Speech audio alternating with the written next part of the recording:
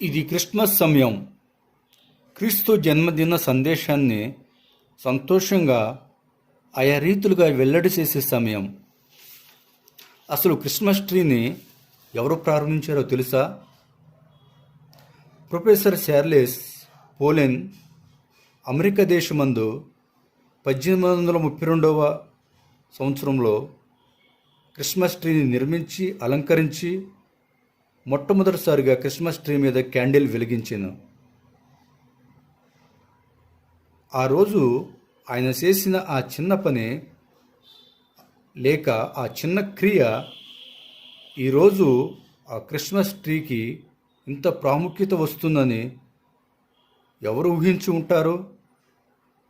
16,450 కోట్ల రూపాయలను ఈ క్రిస్మస్ ట్రీకి అమెరికా ప్రజలు అలంకరించడానికి ఖర్చు చేస్తారంట.